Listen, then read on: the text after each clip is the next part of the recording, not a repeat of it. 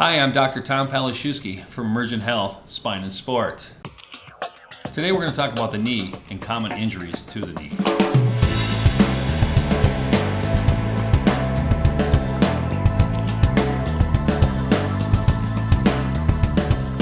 The knee is comprised of three bones: the upper leg bone, which is called the femur, the lower leg bone, which is called the tibia, and the kneecap, which is called the patella. There are four major ligaments of the knee as well.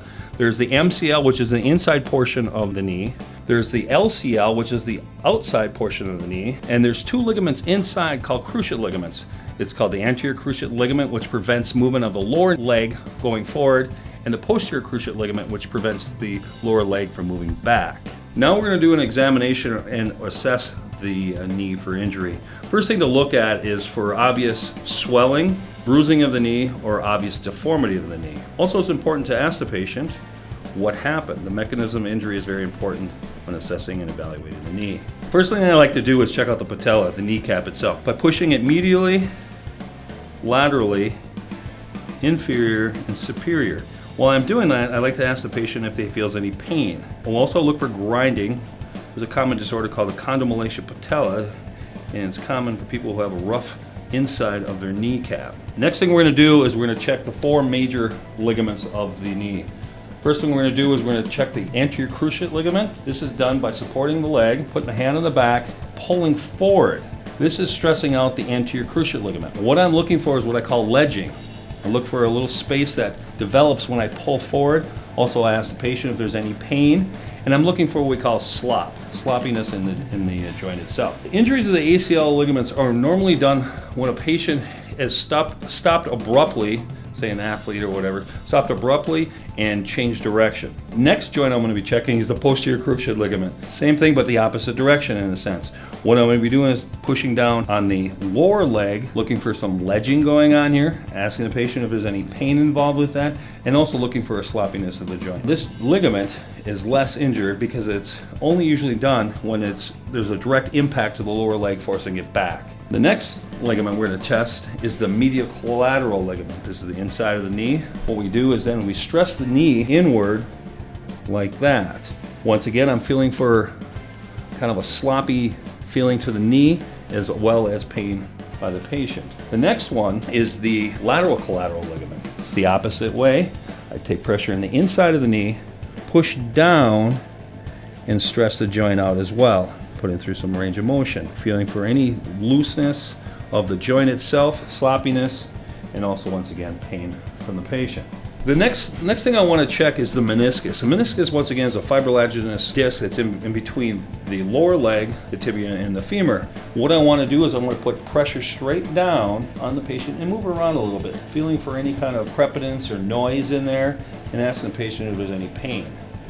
Then I want to stress the joint out a little bit by turning it in a little bit. Be careful with the ankle when I do this, and also do the same process. And then we're going to do it the other way. We're going to turn it this way, moving it once again, asking the same questions. Another thing I like to do when the patient's down like this is by putting my leg over the patient's thigh and pulling up on it. And then what we're doing is we're kind of testing out the ligaments as well. I turn it one way, then I turn it the other way. Once again, feeling for loose joints, as well as pain perceived by the patient. After examining the patient, many times it is important to provide or is important to do some x-rays or MRI advanced imaging. There's three classifications of ligamentous injury. Grade number one is purely a stretch of the ligament. There's no tears or nothing but a pure stretch, a sprain to the ligament. Grade two is a sprain but also involves a partial tear of the ligament. Grade 3 is the most severe, which then there is a complete disruption and there is no stability whatsoever. Grade 1 and 2, conservative treatment is usually required, whereas grade 3, normally surgical intervention is needed. There are three steps involved in treating the knee. Number 1 involves reducing the inflammation. Number 2 is to normalize the normal joint function. Number 3 is to set up a rehabilitative program to stretch and strengthen the injured joint. The first line of care for treatment of the knee is to remember an acronym, PRICE, P-R-I-C-E. P stands for protection. You need to protect the joint either utilizing crutches and or braces. R stands for rest. Rest the joint. Do not walk on the joint. I stands for ice. Ice the joint for the first 72 hours. Ice approximately 15 minutes at a time, from 3 to 6 times a day. One thing to remember is when you ice is not to apply ice directly to the skin to prevent possible frostbite. C is compression. Compress the joint utilizing a brace or an ace bandage. This will help reduce the amount of inflammation or swelling that happens at the joint, but remember not to put it too tight because therefore you can cut off circulation to the joint. E is elevation. Elevation helps with the reduction of inflammation. You want to elevate the joint above the heart level, and especially in the knee, what you want to do is make sure that you do not have the knee in complete extension because this may cut off the circulation to that area. What we're going to do is I'm going to show you a few adjustive techniques that we can do here. Number one, if I find as I'm moving through general range of motion and we bring it into full flexion, we feel a little restriction in there. What I can do is I do two different moves here. I put my fingers in the back of the knee like this, bringing the leg up into flexion. Now on an injured knee, you're going to feel quite a bit of resistance and kind of a locking. What I do simply here is I give a little bit of force like that and create an opening in the joint itself. If it's a little more restrictive, I'll put my other hand, my left hand, behind the joint itself and give it a little thrust, using a little more leverage on the leg.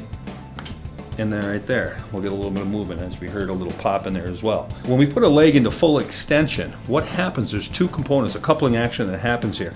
Number one, we have a lateral rotation of the femur, the upper bone, and we have a medial rotation of the tibia. A lot of times when I put a patient's knee into extension, it won't go in complete extension. Actually, you go into a negative extension. Extreme extension is your normal range of motion. A lot of times there'll be a locking mechanism. What I'll do is I'll place the patient's ankle between my leg, feeling for if there's that normal rotation happening in the lower portion of the leg. If not, I'll do a very gentle adjustment by simply bringing it into medial rotation and snap down, creating that movement that he didn't have before. A lot of times though, with also the knee, not just the knee joint, the lateral bone here, the small bone on the side, is called the fibula. The lateral collateral ligament connects from the upper bone to the fibula. So I always check for ranges of motion. There's not a lot of movement happening in the fibula, but I feel for the patient's movement. I do what we call an anterior to posterior, posterior to anterior movement. Once again, if there's any movement or feeling of restriction, I'll put a light impulse anterior to posterior like that, and or do the opposite by doing a pull posterior to anterior. And then once again, since this fibula extends all the way down to the ankle, a lot of times there might be an I to S or superior to inferior, inferior to superior lack of motion. I might contact the lower portion of the fibula, driving it forward, and or if it's the opposite way, I'll contact this position and driving it inferior. Another adjunctive physiotherapy is called microcurrent. Microcurrent speeds up the process of injured joints and ligaments. So what this does, microcurrent, is help speed up the process of the healing and reduces inflammation and spasm as well. This setup right here is I'm doing it for the medial collateral ligament. Another adjunctive physiotherapy we use is a low-level laser. It's a cold laser. What this does is increases cell metabolism and helps it once again speed up the healing, which we do in the case of the medial collateral ligament is what we have right here. We do probably 3 or 4 positions, basically applying this laser to the affected area. The last one we'll do is called ultrasound. Ultrasound is a vibratory heat. What it does is it penetrates the cells of the body, creating deep heat. This helps with the vasodilation of the blood vessels, and in turn, it vasodilates the vessels, promoting healing and reduced swelling. Basically, this is done over the injured area approximately 5 to 10 minutes, depending on the severity of the condition. Sometimes in an injury, we need to provide the patient with a brace, and as you can see here, there are different levels of protection. The one on the left is more of a greater protection to the patient. The second one here is a sleeve that has some bracing on the side to help prevent a little bit of moderate protection, maybe minimal to moderate protection. The one right here is a compressive sock that has some supportive straps that go across to help compress the knee and provide some protection. And the last one we have here is just a typical knee sleeve.